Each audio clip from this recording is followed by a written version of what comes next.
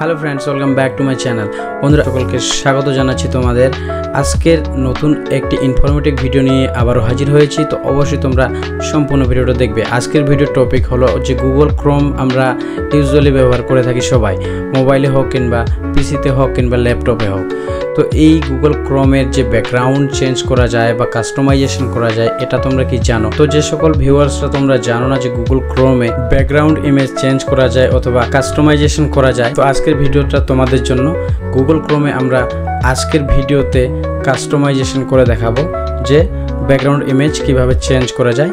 তো আজকের এই ভিডিও টপিকটা সেটার উপর নিয়ে। তো অবশ্যই সম্পূর্ণ ভিডিওটা তোমরা দেখবে এবং চ্যানেলে প্রথম দর্শক হলে চ্যানেলটাকে সাবস্ক্রাইব করে পাশে থাকা নোটিফিকেশন বেলটা অন করে নেবে, কেননা এমনই ইনফরমেটিভ ভিডিওগুলো আমরা এই চ্যানেলে প্রতিনিয়ত আপলোড করে থাকি। তো দেরি না করে আমরা স্টেপগুলো ফলো করি। তো বন্ধুরা, ফার্স্টলি আমরা গুগল ক্রোম ওপেন করে নেব আমাদের পিসি অথবা ল্যাপটপে। তো আমাদের গুগল ক্রোমের যে ইন্টারফেস স্ট্রাকচার এমন দেখাবে।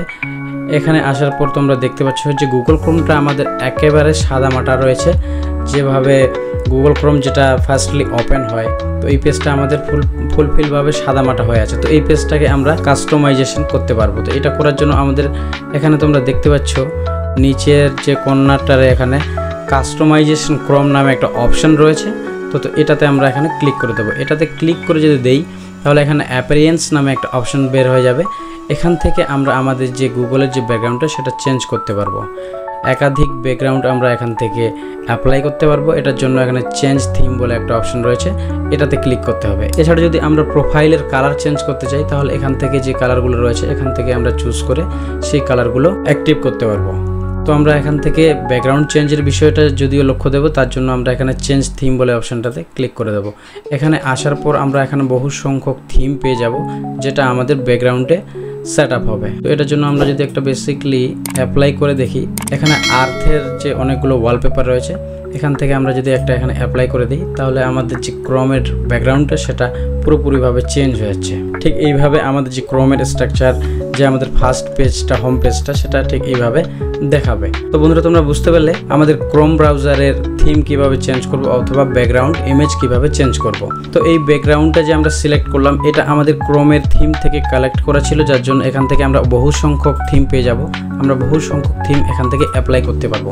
এছাড়া যদি আমরা চাই যে আমাদের ম্যানুয়ালভাবে কোনো ব্যাকগ্রাউন্ড ইমেজ অথবা আমাদের পার্সোনাল কোনো ফটো যদি ব্যাকগ্রাউন্ড হিসাবে সেভ করতে হয়, তাহলে সেটা কিভাবে করা যাবে, এটার জন্য আমাদের এখানে চলে আসতে হবে ব্যাক করে থিমে। এখানে আসার পর আপলোড অ্যান্ড ইমেজ বলে একটা অপশন রয়েছে, এখানে আমরা ক্লিক করব। এখানে ক্লিক করলে আমাদের যে ম্যানুয়াল ইমেজটা সেটা এখান থেকে সিলেক্ট হবে। তো এখানে ফোল্ডার খুলে গেছে। এখান থেকে আমরা যদি ম্যানুয়াল ইমেজ সিলেক্ট করতে চাই, তো ঠিক আমি এখানে ফোরকের অনেকগুলো ওয়ালপেপার ডাউনলোড করে রাখছি। তোমরা চাইলে ডাউনলোড করতে পারো ওয়ালপেপার, আমি এর লিঙ্ক ডিসক্রিপশনে দিয়ে রাখবো।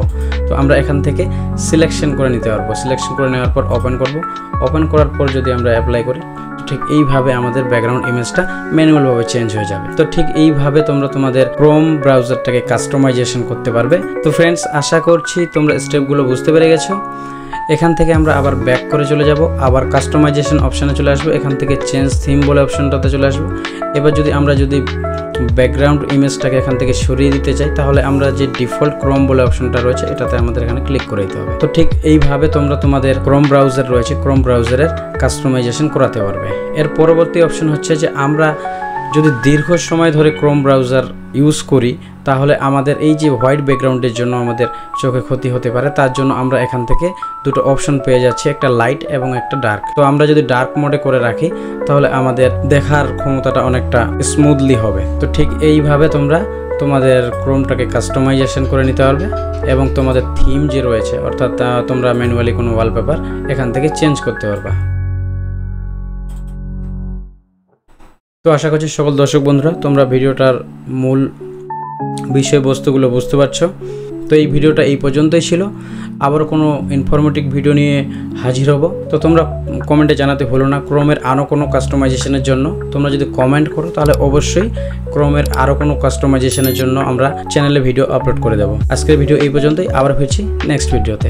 Thanks for watching.